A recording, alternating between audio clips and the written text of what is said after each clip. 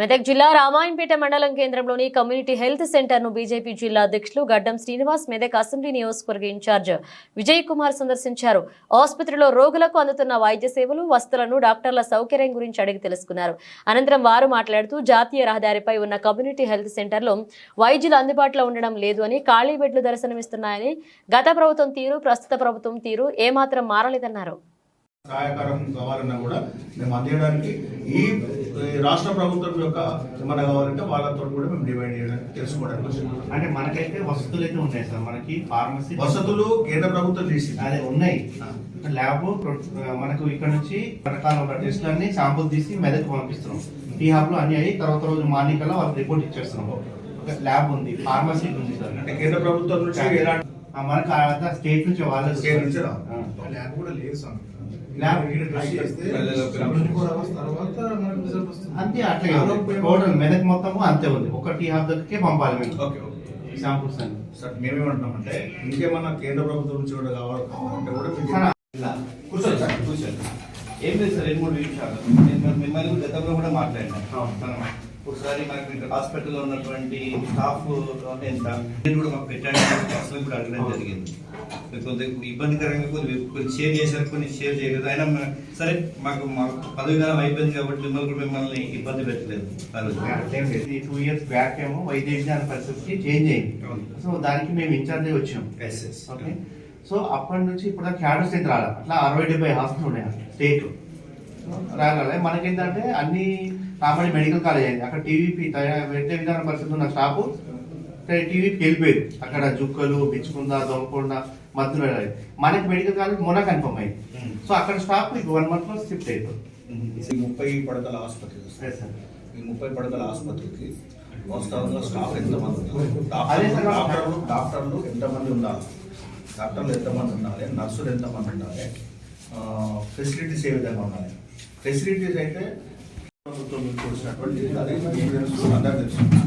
అదేవిధంగా మొన్న medical college కూడా గత ప్రభుత్వము వల్ల లేట్ అయింది. ఇప్పుడు ఉన్నటువంటి ప్రభుత్వం కూడా వాళ్ళు ఏం చొరవ తీసుకోలేరు. ఎంపీ రఘునందన్ రావు గారి చొరవని ఈ మెడికల్ కాలేజ్ వచ్చింది, అది కూడా అందరూ తెలుసు. అయితే వాస్తవంగా ఎంత స్టాఫ్ ఉండాలి, ఇప్పుడు ఎంతమంది ఉన్నారు అంటే సార్ ఇప్పుడు ఒక స్టాఫ్ ఉండాలని మనకు కమిషనర్ నుంచి రావాలి. మీకు అందాజ ప్రకారం 15-16 మంది దాకా ఉండాలి. 20 మంది ఉన్నారు. ఇప్పుడు 4గురితో నడిపిస్తున్నాం సార్. 4గురితో నడిపిస్తున్నాం. దానికి ఎట్లా మీకు కూడా ఇబ్బంది అవుతుంది కదా? ఇబ్బంది అయితే మీకు ఇబ్బంది అవుతుంది. ఇక్కడ వసతులు లేవు, డాక్టర్లు లేవు అని చెప్పేసి పేషెంట్ అంటే ప్రైవేట్ హాస్పిటల్ మనం ఎంకరేజ్ చేస్తున్నట్ట లేదా సార్? ప్రైవేట్ హాస్పిటల్కి అయితే మనం వచ్చినప్పటి నుంచి చాలా మంది తగ్గిరు. అంత సాలరీ ఇబ్బందో వేరే హాస్పిటల్ పెట్టుకున్నది వెళ్ళిపోయింది. అప్పటి నుంచి గైనకాలజీ లేదు. సో ఆ పేషెంట్ మేము కొంత ఇబ్బంది పెట్టినట్టే. అయితే మనం మెదక్ నుంచి తీసుకుందామంటే అక్కడ మెడికల్ కాలేజ్ స్టాఫ్ ఇప్పుడు వస్తున్నారు. సో వాళ్ళు మొత్తం ఫుల్ఫిల్ అయిన తర్వాత అక్కడ తెలంగాణ వైద్య విధాన పరిస్థితి ఉన్న స్టాఫ్ ఇక్కడ షిఫ్ట్ అవుతుంది. అది చేసుకోమన్నాడు కమిషనర్ సార్. అయితే హ్యాండ్ ఓవర్ 4-5 రోజులు ఇస్తారు.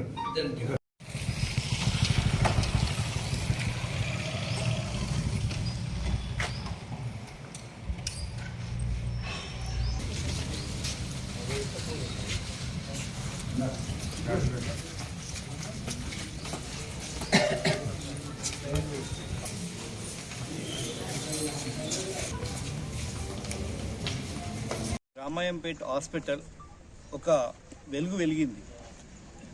ఎన్నో క్రిటికల్ సర్జరీస్ కూడా చేసి ఎంతో ప్రఖ్యాతిగాంచినటువంటి రామాయంపేట హాస్పిటల్ అది పిహెచ్సి ఉన్నప్పుడే అంతటి మహాపేరు తెచ్చుకుంది. కొంతమంది రాజకీయ నాయకులు స్వార్థ ప్రయోజనాల కోసం ప్రైవేట్ హాస్పిటల్ను ప్రోత్సహించాలనే లక్ష్యంతో అప్పుడు ఇక్కడ సేవలు అందిస్తున్నటువంటి డాక్టర్లను ఇక్కడ నుంచి ట్రాన్స్ఫర్ చేయడం జరిగింది. నిన్న చూసుకున్నట్టుంటే ఇక్కడ చిన్నపిల్లలకు ఎంతగానో సేవ చేస్తున్నటువంటి పీడియాట్రిషియన్ను ఈరోజు ఇక్కడ పీడియాట్రిషియన్ అందుబాటులో లేకపోయినప్పటికీ తను సేవలు చేస్తుంటే ఆ పీడియాట్రిషియన్ కూడా మేఘాల మీద నుంచి ఇక్కడ నుంచి ట్రాన్స్ఫర్ చేయడం జరిగింది. అయ్యా ఇక్కడ 2 పీడియాట్రిషియన్స్ ఉంటే ఒక పీడియాట్రిషియన్ మార్చినట్టయితే దానికి ఎక్సెస్ ఉన్నారు కాబట్టి స్టాఫ్ మార్చిరని చెప్పవచ్చు. ఉన్న ఒక్క పీడియాట్రిషియన్ కూడా చిన్నపిల్లలకు అందుబాటులో లేకుండా చేసినటువంటి మన స్థానిక నాయకత్వం మీద మరి ఏమనాలో మాకు అర్థమవుతలేదు.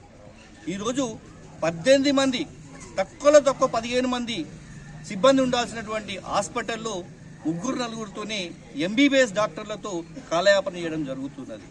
నేను గతంలో కూడా జెడ్పీటీసీగా ఉన్నప్పుడు జిల్లా పరిషత్లో అప్పటి మన వైద్య ఆరోగ్య శాఖ మంత్రి హరీష్ రావును కూడా మేము నిలదీయడం జరిగింది. అయ్యా, మెతుకు సీమకు ఆరోగ్య శాఖకు అనారోగ్యం పట్టింది. ఈరోజు ఆ జబ్బు తీర్చాలనంటే మీ మంత్రివర్యులు తీర్చలేకపోతున్నారు.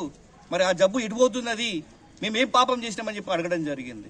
అదే పరిస్థితి ఆ రోజు ఉమ్మడి మెదక్ జిల్లాకు మనకు వైద్య ఆరోగ్య శాఖ మంత్రిగా ఉన్నటువంటి హరీష్ రావు ఈరోజు మళ్ళా ఈ ఉమ్మడి మెదక్ జిల్లా నుంచే వైద్య ఆరోగ్య శాఖ మంత్రి మన దామోదర్ రాజనరసింహ గారు ఉన్నారు. కానీ ఈ మెతుకు సీమకు వైద్యం అందని ద్రాక్షగానే మిగిలిపోతుంది తప్ప మరి మెదక్ ప్రజలు ఏం పాపం చేసిరని చెప్పి అడుగుతున్నాం. గతంలో కూడా మేము రిప్రజెంటేషన్ లెటర్స్ ఇచ్చినాం. అయ్యా, సిఎస్సికి నిధులు ఇవ్వండి, ఇక్కడ ఏర్పాట్లు చేయండి అని చెప్పడం జరిగింది. అదేవిధంగా జిల్లా పరిషత్ మీటింగ్లో కూడా మినిస్టర్ను ఆ రోజు నిలదీయడం జరిగింది. అధికార పార్టీలో ఉండి కూడా స్వలాభం కోసం కాదు, ప్రజల సంక్షేమమే మా ధ్యేయంగా పనిచేయాలన్న లక్ష్యంతో మేము పనిచేయడం జరుగుతుంది. ఈరోజు రామాయంపేట పట్టణంలోని 30 పడకల ఆసుపత్రిని భారతీయ జనతా పార్టీ మెదక్ జిల్లా బృందం విజిట్ చేయడం జరిగింది. గతంలో కేంద్ర ప్రభుత్వము, నరేంద్ర మోడీ గారి యొక్క ప్రభుత్వము కోట్లాది రూపాయలు వెచ్చించి ఇన్ఫ్రాస్ట్రక్చర్కు డెవలప్ చేయడం జరిగింది. పేద ప్రజలకు విద్య, వైద్యం అందుబాటులో ఉండాలన్నటువంటి ఒక గొప్ప సంకల్పంతో నరేంద్ర మోడీ గారి ప్రభుత్వము ఇటువంటి సదుపాయాలు చేస్తున్నప్పటికీ గత రాష్ట్ర ప్రభుత్వము, ప్రస్తుత రాష్ట్ర ప్రభుత్వము, గత ఎమ్మెల్యే, ప్రస్తుత ఎమ్మెల్యే ఒకే దారి ఒకే పంత. మరి పేద ప్రజలకు ఎంతో మేలు చేయాలన్నటువంటి నరేంద్ర మోడీ గారి యొక్క సంకల్పానికి ఇక్కడ తూట్లు పొడుస్తూ ఉన్నారు. రామాయంపేట హైవే ప్రాంతంలో ఉన్నది.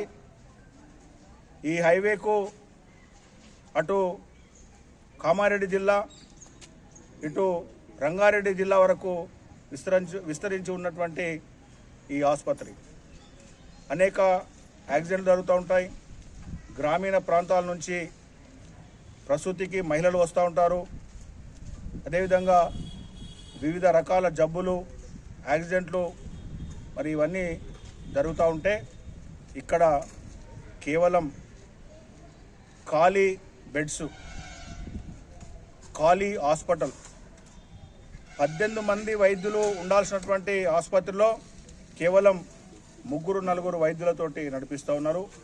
ఇక్కడ గైనకాలజిస్ట్ కానీ, చిల్డ్రన్ స్పెషలిస్ట్ కానీ, ఆర్థోపెడిషన్ కానీ, పెడియాట్రిషియన్ కానీ ఎటువంటి వైద్యుల భర్తీ లేకుండా ఈ ఆసుపత్రి నడుస్తూ ఉందంటే మరి ఈ ప్రభుత్వానికి పేద ప్రజల మీద ఏ విధంగా చిత్తశుద్ధి ఉందో ఇదొక నిదర్శనం.